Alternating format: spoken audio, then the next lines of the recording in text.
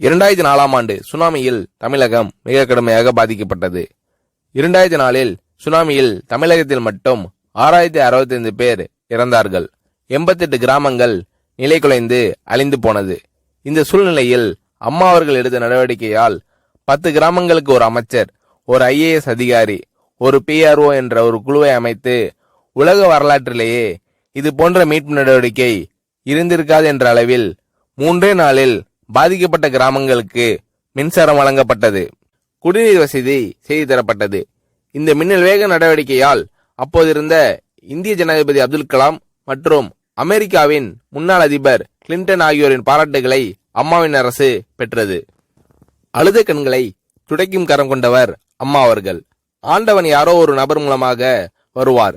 தமிழ்நாட்டிற்கு கிடைத்த தெய்வம் அம்மா அவர்கள். சுனாமியில் பாதிக்கப்பட்டவர்களில் 40 பேருக்கு 2 குழந்தைகளும் சுனாமியில் இறந்து விடுகிறது. அந்த 40 பேரும் ஏற்கனவே கருத்தடை ஆபரேஷன் செய்திருக்கிறார்கள். பெற்றோர்கள் மட்டும் உயிர் பிழைத்திருக்கிறார்கள். உயிர் பிழைத்தவர்களுக்கு இனி குழந்தை கிடையாது என்ற நிலையில் அவர்களுக்கு கருணைவு ஆபரேஷன் செய்து அவர்களில் பல பேருக்கு குழந்தை பிறந்து அந்த குழந்தைகள் இன்று பள்ளிக்கு சென்று கொண்டிருக்கிறார்கள். நாகப்பட்டினத்தில் அம்மா அவர்கள் மீனவர்களை சந்தித்த போது மீனவர்கள் கதறி அழுதார்கள்.